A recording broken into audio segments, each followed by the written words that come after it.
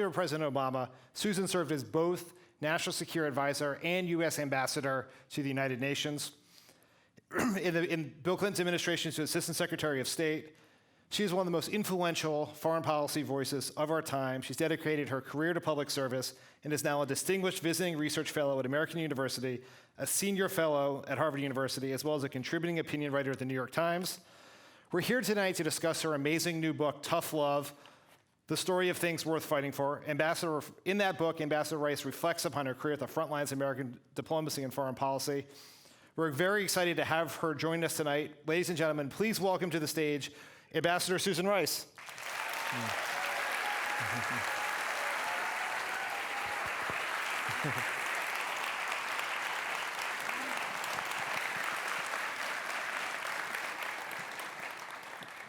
It's good to see you. It's great to be with you, really. I'm glad we can have this reunion and have all these people join us. Great to be back in San Francisco.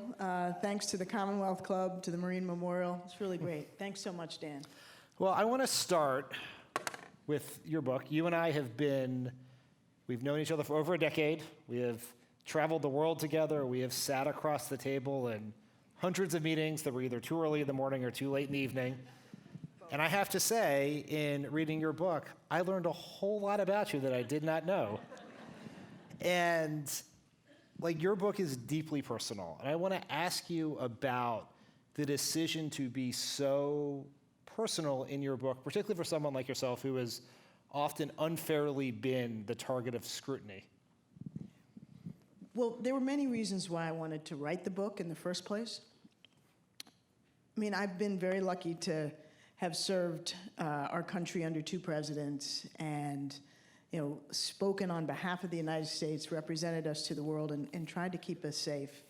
But who I am and where I come from is really fundamental to what enabled me to do that. I came from immigrants from Jamaica on one side of my family who made it to Portland, Maine in 1912. And I'd come from the descendants of slaves in South Carolina on the other hand. And it's relatively unusual for somebody like me to have had the experiences and opportunities that I've had. And so I wanted to share what I've learned, frankly, from my family, from my upbringing, from my service in government. And I wanted to be able to provide some value to anybody who wants to compete and thrive in unforgiving environments, and if they've been knocked down, as I have a couple of times, to be able to get back up. So I wanted to do that, but in order to do that, I felt like, I had to be very honest. I had to be personal.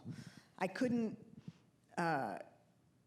share who I was and what I'd learned without digging deeply. And so, there's pretty raw stories in there about, for example, my parents' divorce when I was a young child and how that affected me.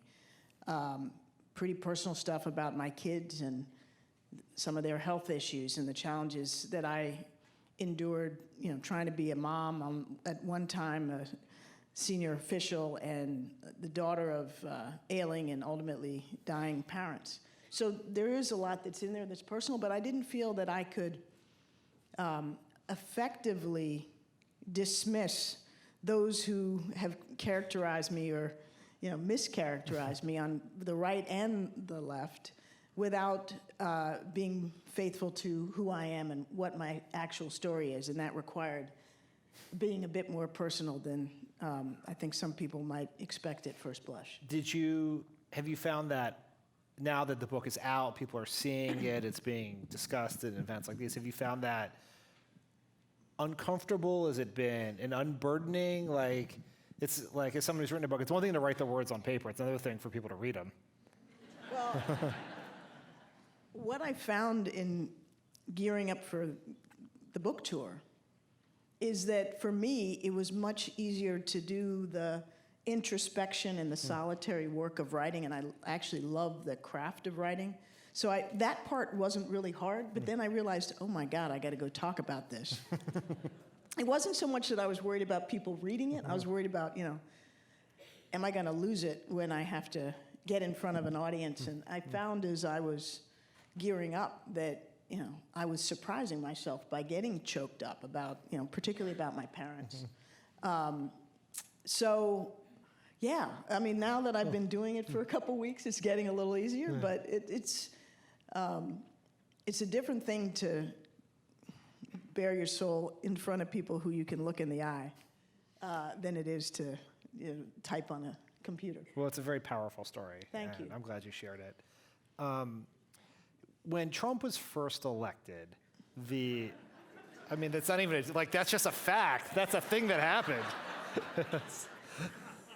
When Trump was first elected. Actually, okay, we won't go there. We can the term elected may be doing a lot of work in that sentence. It but is doing yes, a lot of work, yes. but okay. When Trump assumed the presidency, under whatever circumstances you choose to ascribe to that, people who I knew in my life would sort of ask me about how much trouble we were in as a country.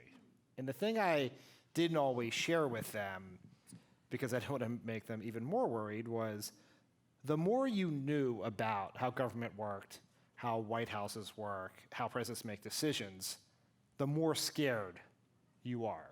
Now, you knew a lot more than I did for a lot longer time than I did. How worried are you about sort of the state of the country where we are right now? Well, I don't want to bum people out. It's okay.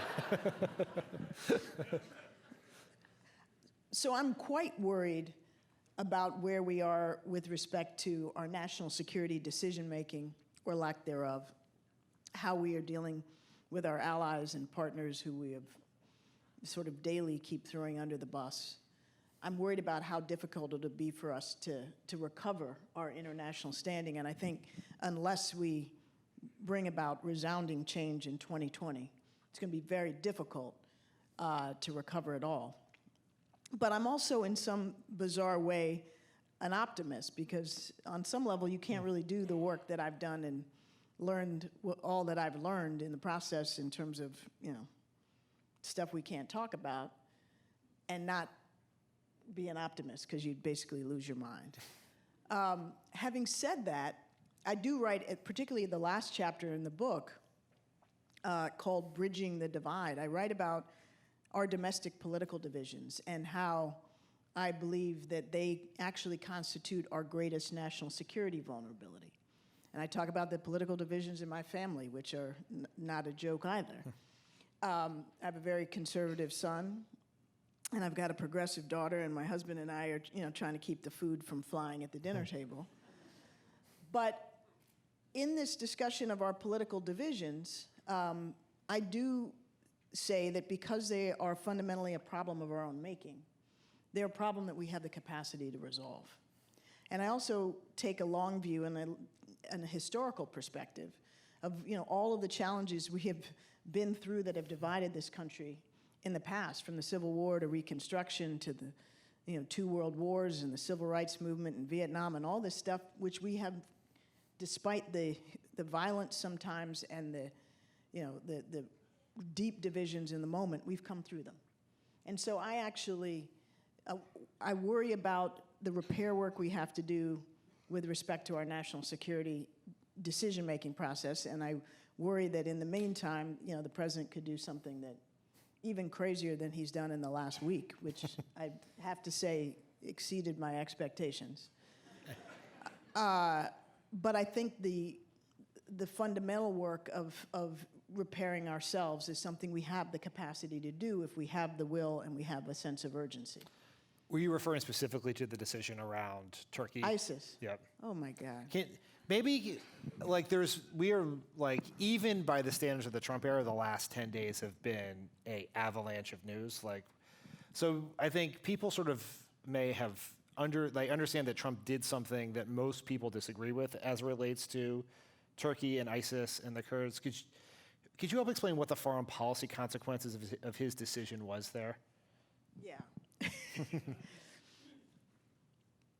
So the notion that the President of the United States would essentially hand over 5 years of counterterrorism gains against ISIS to the very people we defeated, ISIS in the first instance, by relinquishing territory, taking the pressure off of ISIS, which the Kurds had so effectively provided with us and on our behalf, and leaving vulnerable to escape these more than 10,000 prisoners that are real hardcore terrorists that we have, with the Kurds kept in detention, that are now bleeding out.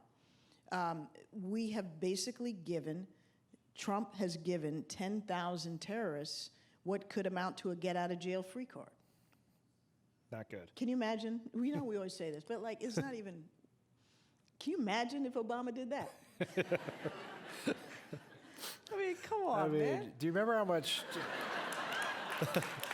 I mean, just I So think that's, wait a minute, that's the first scary implication. The second is we've given a signal to all of our allies and partners around the world that you might wake up tomorrow morning and we're done with you. We've washed our hands of you.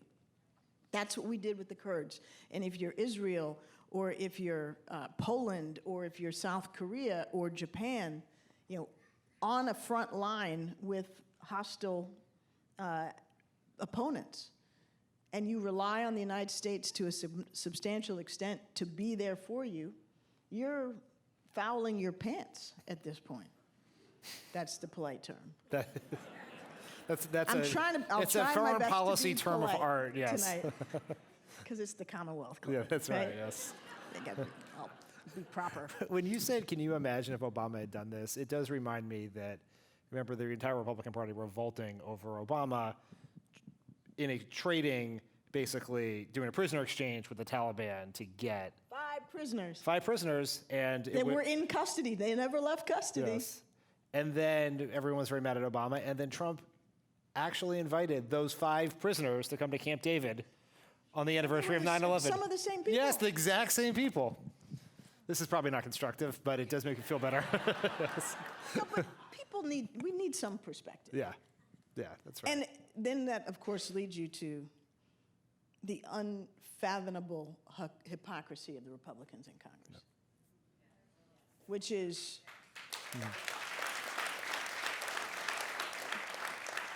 which, when we talk about how hard it's going to be to repair our standing in the world, they deserve as much of the blame for this as Trump does, if not more, in my estimation. Because it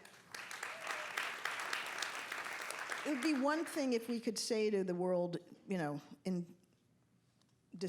November 2020, that was a really bad thing. It was an aberration. Sorry, never mind. Forgive us. But the institutions that we all expected to be our guardrails fell apart. And that's principally the Republicans in Congress. When President Obama was elected and you went to the UN, like one of your first jobs and the first jobs of President Obama was to repair the America's standing in the world post-Bush because of what had happened with the Iraq War. Like I always tell the story that when my wife went to Ireland during the Iraq War, they told her to tell people she was Canadian, right? Like, I mean, that shows how much American standing in the world had fallen and how quickly in most of the world Obama was able to get it back up and beyond where it had been before. How much harder do you think it's going to be this time? This is now two of the last 3 presidents. It's like tiddlywinks versus, something more something complicated. really, really, really complicated, like 7-dimensional chess. Okay. I was lucky to serve as Obama's first ambassador to the United Nations. And I benefited enormously from the fact that... You weren't John Bolton?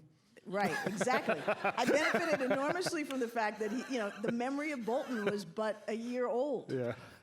And, Barack Obama was viewed as, this extraordinary expression of America's capacity to renew and change itself. And we actually wanted to work at the United Nations and wanted to build coalitions to do what we want to do. So it was a really exciting time to be on the front lines of that work of reestablishing our relationship with the rest of the world. But it really wasn't that hard because at the end of the day, even though we'd had, freedom fries and all that stuff, and the chocolate eaters. You remember that? The chocolate eaters? The countries that Oh, the French Rumsfeld and the Swiss. Yeah. denigrated as chocolate Yeah. eaters. Yeah. Yeah, Belgium, France. We canceled the Dixie Chicks. That happened too. But at the end of the day, we hadn't ruptured our alliances. We hadn't lifted up dictators. We hadn't lied every day from the Oval Office. So the repair work that is going to need to be done is many orders of magnitude more complicated and difficult. Another, not to dwell on the darkness here, but it's sort of Lighten up, it's sort of man. where we are. But I think another challenge that our next president, Democratic president, will have is there has been a exodus of the career foreign policy and national security professionals who help run the government, regardless of who's president. Right? We've seen a hollowing out of the State Department. Similar in the intelligence community, in the military. Do you think that is at least over time reversible? Can we make people want to get back into government again? I think we can, again, if we're talking about, the next 18 months. I think if we are talking about longer than that, the hemorrhaging will be so substantial that we'll face really a generational deficit of talent. But as bad as this, denigration of our career civil servants and foreign service officers has been, and indeed some in the uniformed military, I just want to pause for a minute and say, thank God for these people who are now coming up and bravely sharing what they experienced. And my expectation, because I know many of these people and I know their culture and I know their commitment to their country, is that we're going to have more of this. People want to tell the truth. People want to do the right thing, even when, it's been so difficult. And you know what? When Donald Trump, I'm looking for the polite word. I won't be that polite. When he craps on people That's constantly. PG-13. In the agencies and, individually and collectively, those chickens are going to come home to roost. And I think they're starting to now. Yeah. There's been a So parade of them. all hail our career Yeah. civil servants and foreign service officers.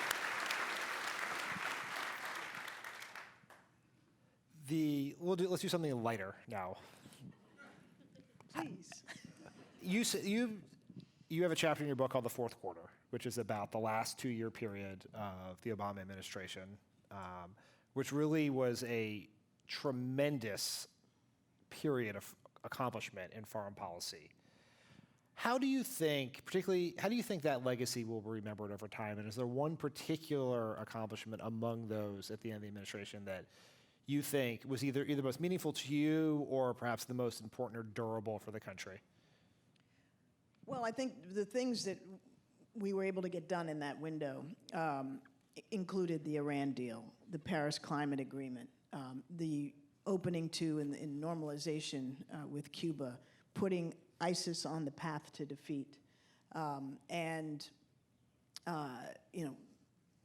reestablishing our presence and our economic importance in the Asia Pacific. There were a whole bunch of things that got done in that last part of the administration.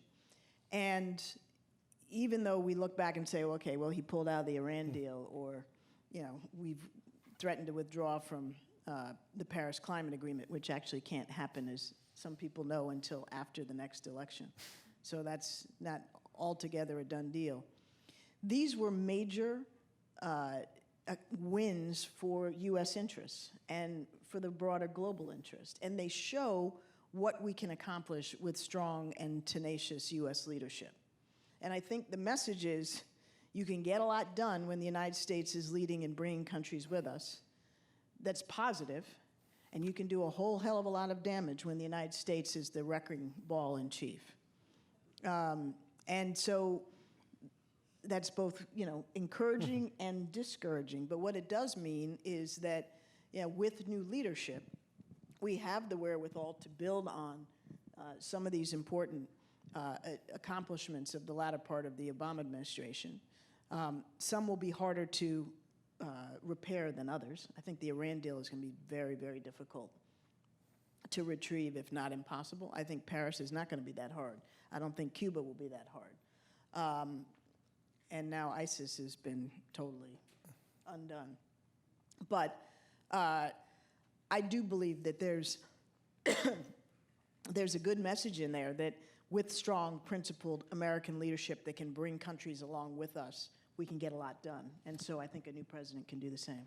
There has been, I mean, we have a unique situation happening here in America, but all across the world, we're seeing sort of retrenchment among Western democracies, and they're being less willing to engage. You know, there's sort of a rise of isolationism, I guess I would say it.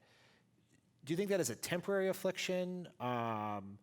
And if we were to, let's just be positive again, in a world in which we have a new Democratic president in 18 months, how would we go about sort of reestablishing the multilateralism that was so important to those wins in the fourth quarter? I think isolationism is a moment. I don't think it's sustainable because it runs completely counter to the way the world is wired now. You know, we don't get to undo technology. We don't get to undo the fact that, you know, all of our communications, all of our payment systems, all of our supply chains are global. And, you know, we can talk about building walls and we can put up, you know, see-through slabs here and there. But at the end of the day, we can't unring that bell of very tight integration with the rest of the world. And so I think we will move through this phase, and I think very principled and effective U.S. leadership can accelerate our move through this phase where we get back to a recognition that, you know, like it or not, we have to work with other peoples and other countries. Our security depends on it, our prosperity depends on it. And there may be new mechanisms and new institutions that we have to devise to do that are suited to the moment. But, you know, just hiding under a rock and pretending that we can go it alone is not going to be tenable, I don't see. And do you think it is possible to convince the American people about the benefits of global trade? Yes. You know, like there's a debate happening right now, and on that stage, there are 12 candidates, which is sort of a Jenga puzzle with podiums, but almost all of them. Everybody is not watching it either. I know, it's the. I don't know what to make of that. Well, they know yeah, I think you should take it as a compliment. And almost everyone on that stage, kind of even sort of including our own vice president, is very skeptical of the Trans-Pacific Partnership and trade there. And is there another way to frame the conversation or frame the conversation or explain the benefits of trade in a way that could, you know, maybe it's a different iteration or formulation, but another way to line up our politics, which is with where the global economy is going? Well, the politics of both the Democratic Party and the Republican Party, which has arguably become more protectionist even than the Democrats, is missing American public opinion. The best recurrent survey of U.S. public opinion on matters related to foreign policy, national security, and international economics is the Chicago Council on Global Affairs survey that comes out roughly this time of year, annually. And what it's been showing is that the American people's appreciation for free and open trading system is radically increasing over recent years as the politics have gone in a different direction. Americans understand that our alliances matter. They understand that global trade is important. That doesn't mean that, you know, they like every element of every trade deal, but they don't really understand it at that level. Broadly speaking, they get that we have to be an exporting nation, we have to be a trading nation, and that we don't get to, as I said in the previous comment, hide under a rock. So what I frankly think we need are leaders in both parties who are prepared to stand up for what they know is right, like, our vice president and, our nominee in 2016, who all know that, it may be good politics in Michigan to say you oppose the Trans-Pacific Partnership Agreement or whatever the next trade deal is, but it is not rational policy making that serves our interests. And I'd like to see more of us, have the fortitude to call it straight, because they know better. Interesting. If it's okay, I'd like to talk a little bit about Benghazi, your favorite topic. It's a whole chapter out of 23. When I think about Benghazi now, sitting where we are today in American history, it really sort of was the conspiracy in the coal mine for what was to come in American politics. Because it was, to me, the first time that a conspiracy theory devoid of any facts exploded on the far right dark corners of the internet, and then before too long it became the official policy of the Republican Party, right? And you found yourself at the center of that simply because you unfortunately were on Sunday television the weekend after Benghazi. So I wanted to know, you talk about a lot in the book. It's obviously been, a subject of great interest to you. Interest. Of something to you. Do you think about it differently? How have you reflected on that experience of being in the middle of that crap show? I'm trying to keep my words right. Knowing what was to come in American politics. Well, I think it was a pivot point and maybe a harbinger of how dishonest and destructive our political battles could become. But I was reminded, but just to put, again, something in historical perspective, I was reminded by a classmate of mine from high school who was Vince Foster's niece. That was maybe arguably the original crazy conspiracy theory back in the Clinton era. And so in the moment, it all feels like, oh my God, this is, horrible and it can't get worse. Well, it's gotten so much worse. Benghazi 7 years ago feels like a lifetime. And when you look at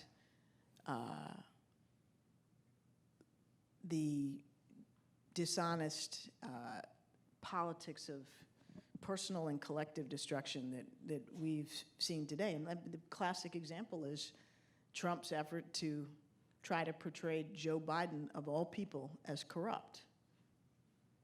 If that's not the pot calling the kettle black, I don't know what is. And it's also a myth made out of whole cloth. And yet, that's how we play politics now. So at least, in 2012, there was a legitimate crisis. We lost 4 Americans in a horrific terrorist attack. And that was a real tragedy to reckon with. And my part of it was what I was told to say on 5 Sunday shows based on what was our current best understanding of what had happened. And 10 days later and beyond, we got new information that made what I had shared inaccurate in at least one important respect. And that resulted in me being branded in perpetuity a liar, incompetent, untrustworthy. And of course, my incompetence was it's the extent to which I agreed to be the face that went out on those shows and do so in the hothouse of a crisis. I took one for the team. And I didn't expect in making that, agreeing to go on, that would be the case, but I probably should have in retrospect. And that's one of the things I write about in the book, what I learned from this experience. both about myself, where I made mistakes. I didn't listen to my mother, who, no, seriously, she warned me on that Friday night before I went on Sunday, don't go on the shows. She had just had a stroke following her 4th or 5th cancer surgery, and I had stopped by her house on the way home from work just to spend some time with her and see how things were going. And she said, so what are you doing this weekend? And I said, well, I'm taking the kids on Saturday to the Ohio State football game. They're going to play Berkeley. And of course, I want to see Berkeley defeated, being a good Stanford person. So that was my plan for the weekend. And then I said, but I've also just been asked to go on the Sunday shows, so I'll do that as well. And she's like, why? Why are you being asked to go on the Sunday shows? And she went through this whole thing about, don't do it, I smell a rat. And I was like, Mom, don't be ridiculous. I've done this before, it's not what I wanted to do, but I agreed to do it. It'll be fine. And of course it wasn't. So lesson number 1 is always listen to your mother. And lesson number 2, which I also write about in the book, is when crazy is happening to somebody in your family or close to you, turn off the television. My mom could not bring herself to turn off the television, so she was tortured by what was happening to me. And worse, my 9-year-old daughter, who we weren't even conscious about, overhearing what was coming through on the television, ended up having a series of pretty scary hallucinations that we couldn't explain. And out of the blue, sort of, 6 weeks into all of this, she was saying that she was seeing images of men coming at her out of walls.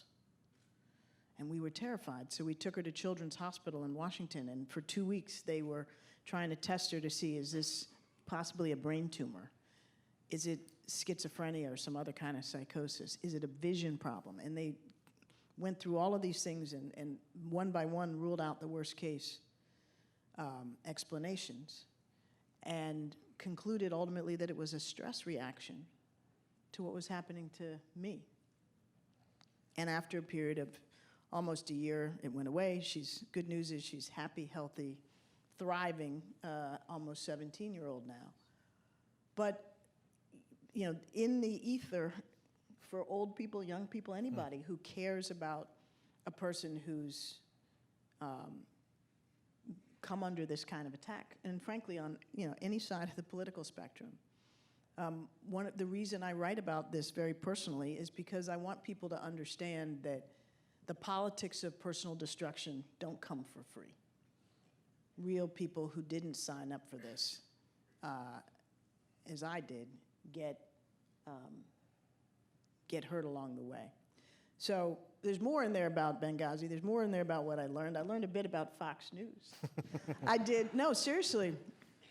Last thing on this topic, I had the opportunity to interview at length a former senior Fox News producer who was the senior guy producing one of these most rabid of the Fox shows in this window. And I wanted to get his sense of, why me? How does this work? And I write about this in the Benghazi chapter. He said, the way Fox works, we're very close to our audience. We understand what our audience wants. And we know that the way to keep our audience engaged is to make them mad. Anger equals ratings. And the way to make them mad and keep them angry is to always have a series of villains. And you can't have the same villain all the time, and the villain can't be an institution. It can't be the State Department. It has to be a face and a human being, and that we can, utilize repeatedly. And so the fact that I had been on television and 5 different Sunday shows with all that video that they could replay and replay and replay meant that I became a new, and from their point of view, attractive villain. And to this day, you know, they say my name on Fox News, and it's like, you know, it's like a trigger. People start twitching. So I'm now a recyclable villain. But that's really, it was a fascinating insight into how they engage their audience. They're very conscious of what they're doing. And do you think that the fact that you're an African-American woman contributed to why Fox picked you as this villain? Well, my view is that I don't discount that potential. I really don't. You know, I asked that question very specifically of this former senior producer, and he said, look, the original Fox villain was Bill Clinton, and then it was Barney Frank. And so he was giving me a whole list of my predecessors that didn't fit the description of black woman. But I have to say, particularly now, as we see how Trump is race baiting, and with particular venom going after women of color, particularly black women, that, you know, he knows he's tapping into something. And it's not just the squad. I mean, it was me for early in the administration, it was Maxine Waters, and it was April Ryan. You can go through the whole litany, and now it's the squad. And so I think there is something to that, but I don't think that's the principal explanation. And I think, quite frankly, that my association with Obama and being viewed as close to him, and therefore, you know, attractive target in that regard, had as much or more to do with it than anything else. When Trump brought you up again in the beginning of the presidency by saying you were accused of unmasking the Trump officials. He called me a criminal. A criminal, yes. I mean, he barely made it. I feel really kind of proud to be one of the early, Yes. yeah, the early targets of his ire. It's like, you know, it's good company. It's something to be proud of. I got it, yeah. But the minute you had just left the Obama administration, I assume you were vacationing or planning a vacation or relaxing, and all of a sudden, you were the president of the United States, brought you right back in the center of the craziness. What was like? How did that? What was your reaction to that? And how did that manifest itself in your life? Did you start hearing from lots of people? Did you feel threatened? I didn't feel physically. First of all, I was shocked. Let me just be honest, because I thought, as much as I've been, you know, this recyclable boogeyman, as I call it, I was out. I was passe. Why would anybody want to bother with me anymore? I really thought that, you know, out of sight, out of mind. Well, I couldn't have been more wrong. And so shock was my first reaction. Then I got angry, and then I, you know, began to apply, frankly, some of the lessons that I had learned the hard way through Benghazi, which was to get out quickly, speak for myself, you know, push back forcefully, and enlist others to do the same. And so my counterpunch this time was far more effective. In the administration, my hands were tied. I mean, I really couldn't. I couldn't counterpunch. I couldn't, you know, call up journalists and say, you know this is crazy, and here's the facts versus, you know, these completely unsubstantiated allegations. And so, and because it was so baseless, it didn't last long, and he moved on to other villains like James Comey and, you know, more juicy targets. But it was also an early indication of how they roll. You know, they have a real interesting playbook.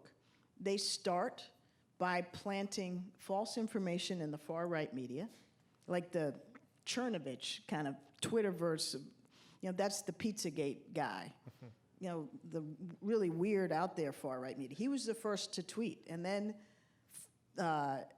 then they get, somebody closer to mainstream media to pick it up, and then they get a question planted back when they had press conferences in the White House. And then the spokesman has to address it, which gives it a huge amount of oxygen, and then they're off to the races. They have this interesting playbook. And Trump is continuing and working to perfect his baseless attacks on various individuals. And I was just sort of, again, a leading indicator of what was to come. We have a question from the audience. What is one thing that you learned from President Obama? I learned many things from President Obama, but I think what comes to mind first is calm in a crisis. I never saw him, and I'd be interested if you ever did, certainly not in national security. I never saw him panic. I never saw him yell in anger. The more intense and stressful things got, the more calm and rational he became, and demanded, rightly so, the most rigorous analysis of any issue, what the options were, what the risks and benefits of every course of action were. And temperamentally, that's what I'm inclined to be myself. When I get really angry, I don't yell. My voice gets really low, and I talk almost inaudibly.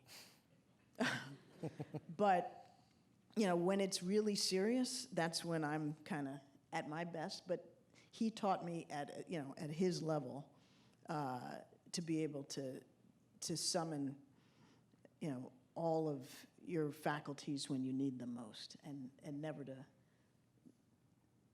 never to lose it when you can't possibly afford to. Another subject which you write a lot about in the book is about Syria, right? And we touched on in the beginning with President Trump's recent decision.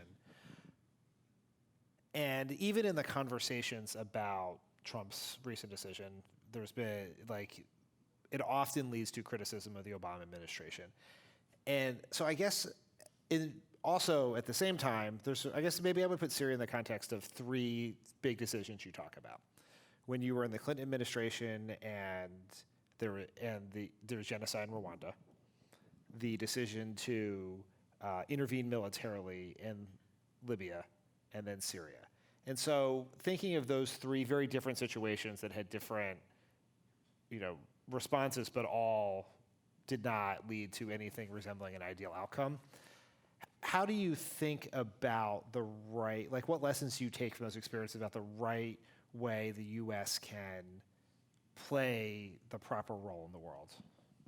Well, I spend actually a fair bit of time in the book writing about my experiences in the Clinton administration when I was, for the most part, working on issues related to Africa.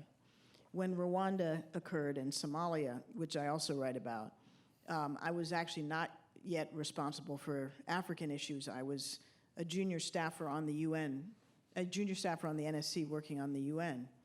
And yet, what I saw and what I experienced and what I learned from watching more senior policymakers wrestle with Somalia after Black Hawk Down and Rwanda, one a actual humanitarian intervention, the other the failure to intervene or decision not to decide to intervene. Those were hugely formative experiences that shaped my thinking as a policymaker down the road. Fast forward to the Obama administration, where we face the imminent threat of Gaddafi killing tens of thousands of civilians in Libya, and then we later faced the civil war and the huge humanitarian crisis in Syria. And we made different decisions in each instance. And in Libya, my view in retrospect is that it was right to intervene. We did so economically through the use of air power. We didn't have to put troops on the ground. We actually did save the civilians we were trying to save. But it was the aftermath that we, the United States, and the international community got wrong. And frankly, we got it wrong in part because after Benghazi, there was no appetite anywhere in Washington to deal with Libya for a period of time. Syria was, as I write in the book, the most wrenching, difficult issue I think we ever dealt with in the Obama administration. And there were really three different Syria issues. One was the chemical weapons red line and the question of whether to use force, which I talk about at some length. The other was, should the United States intervene in the civil war against Assad militarily? And the third was going after ISIS, which we did decide to do.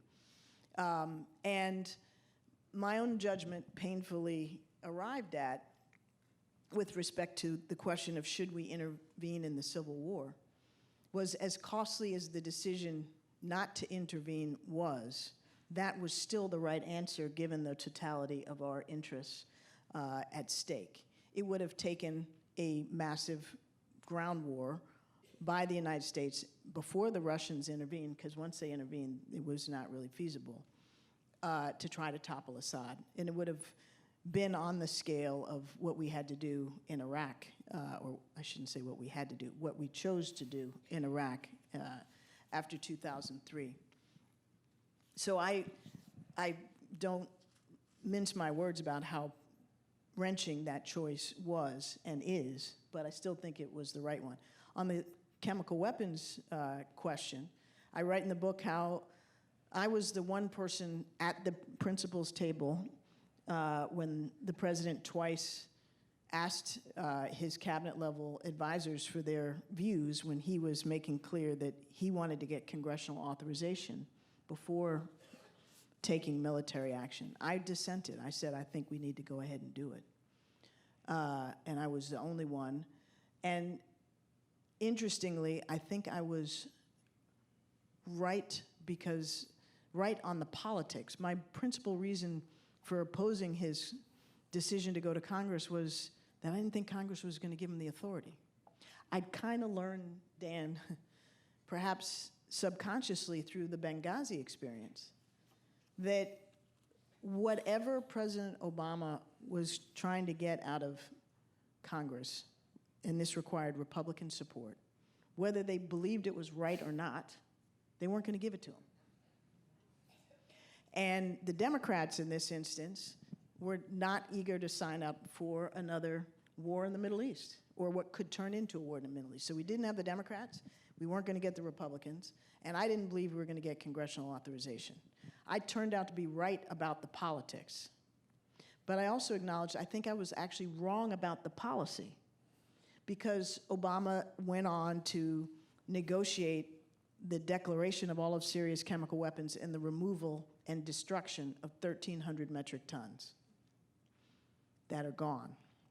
We thought we got it all.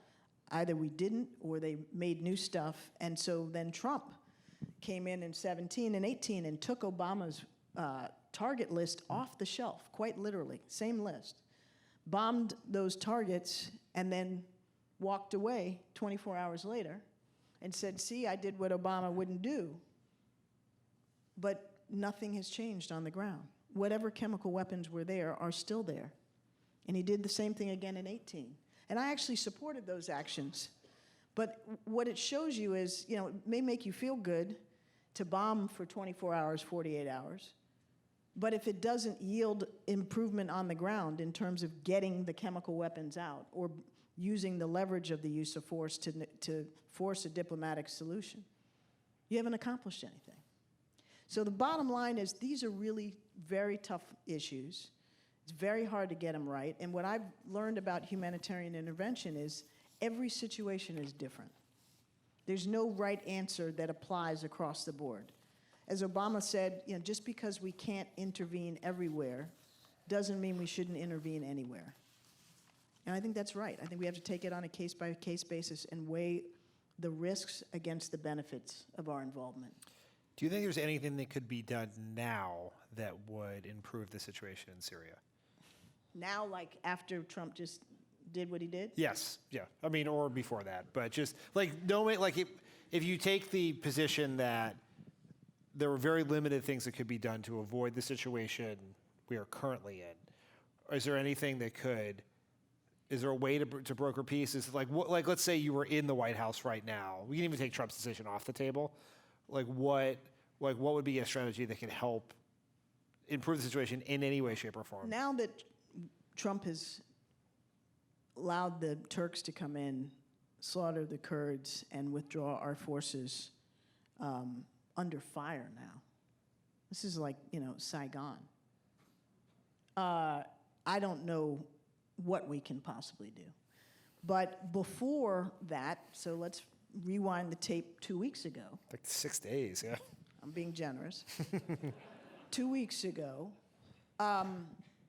we were still in a situation where, with the Kurds and our coalition forces, we were controlling a large chunk of Syrian territory. And we had our boot on ISIS's neck, and the Syrian government and their Russian and Iranian backers were eager to take that territory back because that's where a lot of the oil resources are. And Assad can't claim victory and sovereignty over his territory without that. So that was some leverage. That was leverage that we could potentially bring to bear if we could get back to the negotiating table and be discussing Assad's future. The other leverage we had was, that we and our Arab partners and the Europeans had, if we wanted to use it, resources to help rebuild Syria. Syria is destroyed. You think the Russians and the Iranians are going to help Assad rebuild it? No. Should we is one question, but could we with our partners if we wanted to? The answer is yes, and that was some leverage, both of which have now been lost, and neither of which 2 weeks ago were as impactful as what we might have had at our disposal years ago. But now we've just basically folded like a cheap tent and walked away. Can you fathom a reason why Trump made this decision? Because Republicans disagree with him, Democrats disagree with him. I have yet to hear someone explain what was the underlying rationale for this decision. Well, the most benign explanation I can come up with is, I alone can fix it. That mentality that I know best, my gut tells me better than any, number of other people's brains. And just he was sick and tired and decided to throw in the towel and didn't really give a damn about the consequences. That's the most benign explanation. A less benign explanation that we have to now consider in wake of what we've just learned about how he's dealt with Ukraine and how he's invited China to interfere in our elections is that something happened on that phone call, or maybe in some side discussion, that we don't know about that caused Trump to give Turkey a huge gift. He's so transactional. He doesn't do this stuff for free, so what did he get? You got to ask yourself, was it political? Was it financial? You know it was personal because it didn't in any way, shape, or form advance the national interest. So you also have to consider the less benign explanation, which is that he did a deal for himself of some sort that we will have to discover subsequently. Another question from the audience here. You decided not to challenge Susan Collins next year in Maine. What informs your decision? That would have been a fun race to work on. I'm just saying. Well, by the way, just to gloat a little bit, Sarah Gideon, who is the likely Democratic nominee, the Speaker of the House in Maine, just outraised Susan Collins by over $1 million. And Susan Collins' approval ratings are around 35% now. So I am strongly supporting Sarah Gideon. I did give it real consideration after I somewhat impulsively suggested that I might want to run. Did you do it by tweet? I did. Well, it was all Jen Psaki's fault. Okay. Jen Psaki is our friend and former colleague. And So I'll tell this whole. Do I have Go time for to tell it. the Yeah, story? yeah, yeah. Okay. So I'm in the Phoenix airport, and I'm walking the long distance to my gate, and Susan Collins is on the Senate floor giving her interminable speech about Brett Kavanaugh. And I'm on the phone with my husband, and I can't hear because I'm walking past these television monitors. I'm like, what is she saying?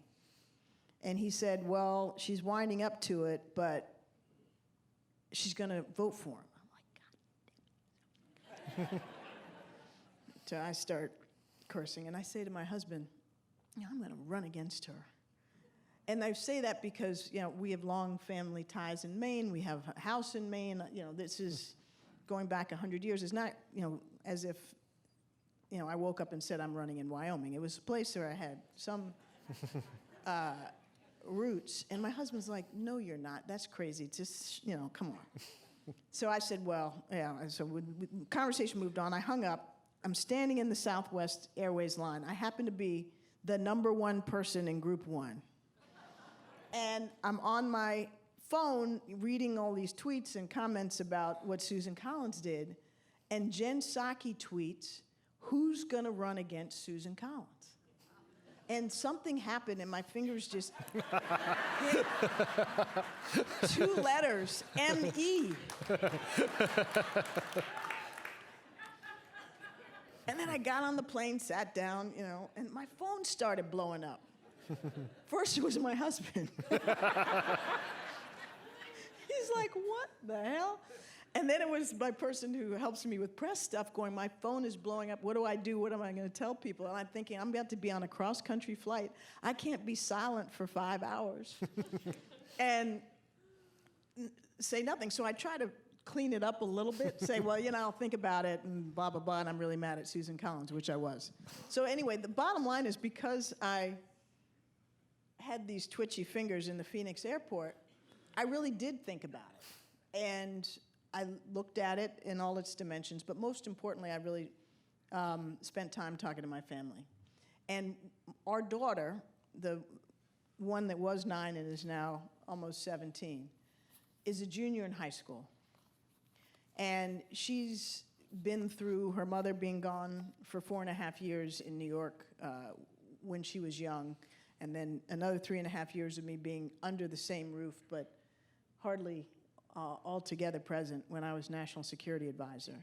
And I just didn't feel, and my husband didn't feel, that this was a time that we could uproot her, or in my case, just leave her to pursue this. So the primary reason was very personal, that I felt I really owed to my daughter to be as president as I possibly could be, particularly in these last 2 years. So I decided to go on book tour instead.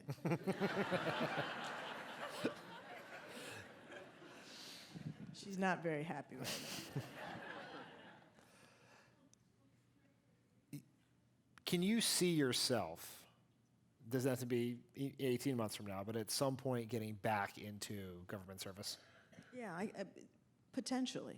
And I could see running for office, potentially, down the road. I don't know what office. I do call my home the District of Columbia, where I was born and raised. And last I checked, they had no voting representation in Congress. And I don't think that's imminent. Well, the Democrats take the So I could be mayor Senate. of the District of Columbia. Yeah.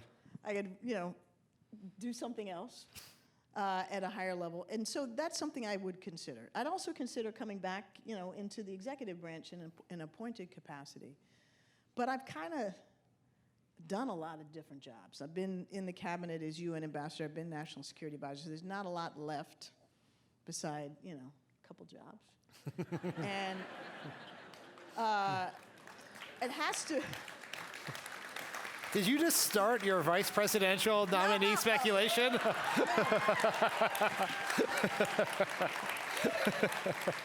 Those weren't the couple jobs I was talking about, but since you mentioned, no. And, it has to be for the right president, because you and I have been so spoiled. I know. I mean, I'm sorry, but the privilege of serving your country is extraordinary. The privilege of serving your country with a president that you have enormous respect and trust in and confidence in on every dimension is one that I don't think we can reasonably hope to replicate. No. So that's another challenge. What advice would you give to young people who are thinking about a career, not just in public service, but in foreign policy, national security? Believe it or not, I am a huge proponent of people getting into public service, and particularly, military service, the foreign service, our intelligence agencies. First of all, it's extraordinarily rewarding work. You're working on the toughest issues with really smart people, and you know that every day when you wake up, what you're doing really matters. That's huge. And you actually can have a fundamental impact on issues that you care about. And so I loved it, and I wouldn't trade it. And for all the track marks and knives I have in my back, and just calmly pull them out and carry on. So I'm a big proponent of it. And when I go talk on college campuses or elsewhere, I really encourage people to get involved and give it a shot. And frankly, it's more important now than ever for the reason we discussed earlier, which is, that we risk this generational damage to our experience and intellectual capital in our agencies as the workforce is aging in the first place, and then Trump is, doing his utmost to deconstruct the administrative state, or whatever he and Bannon called it. So I think it's rewarding work, it's important work, and I really encourage people to do it. Join the deep state is what you're saying. We should get T-shirts that say, join the deep state. I just can't believe you took time off your other job of running the deep state to come here and talk to us tonight. Well, That's going to end up on Fox. you have no idea what I'm doing from my basement in Washington, D.C. Last question for you. Your book is about so much your life, about what happened in the Obama administration, the importance of government work, et cetera. But it's really about resilience to me and being able to get up when you get knocked down, and how you've done that throughout your entire life as a child, tough professional times, tough personal times. And, as someone who knows you well, what is your secret to doing that? How do you constantly get back up, right? Going through Benghazi, having to withdraw from consideration Secretary of State, getting up, going to work the next day, and eventually becoming the National Security Advisor. Well, I think I'll give you two answers to that question. The experiential answer is that my first big blow, as I alluded to earlier, came when I was a kid, when my parents went through a really ugly, really painful divorce that was violent, that was extremely destructive, and I was in the middle of it with my little brother, trying to literally separate them, mediate, and put out their fires. And from basically the age of 7 through 15, I was in the cauldron of their fighting their separation and their custody battle. And it was a formative period where, you're forming friendships and you're trying to establish yourself academically and socially. And, I was suffering in my friendships with my classmates because I was angry and I was not nice. And several of them took me aside and shared, tough love. You got to get your act together. Don't bring that here. And inside the household, it was ugly and scary, but I couldn't control that. I mean, I tried, but I couldn't. And what I realized was needed to focus on what I could control. I could control how I applied myself in school. I could control, whether I participated in sports or other extracurricular activities. I could control how I treated my friends. And so I decided to focus on what was within my capacity to affect. And it worked. And I was able to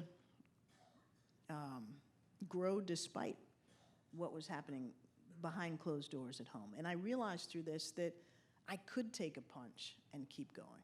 It was more than a punch. I mean, it was a body blow. But I could keep going. And then the other part of the answer that I think is clear to me now as I've reflected on all of this, and this is part of the process of writing the book. In my family, which came from modest backgrounds and fought through barriers of race and of, xenophobia and everything to excel, there are two choices if you get knocked down.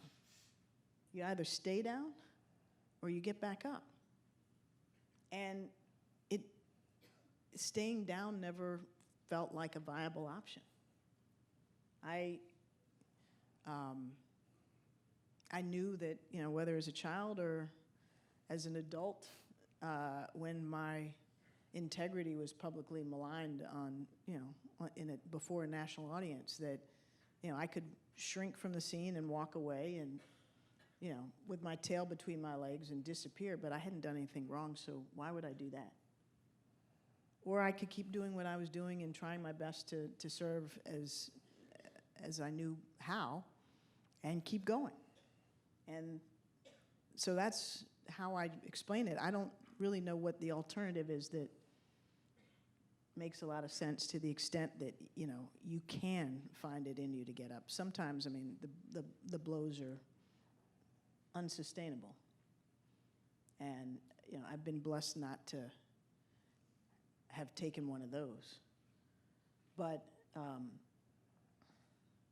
my favorite football player as a kid, as a Washington Redskins fan, was the running back Larry Brown.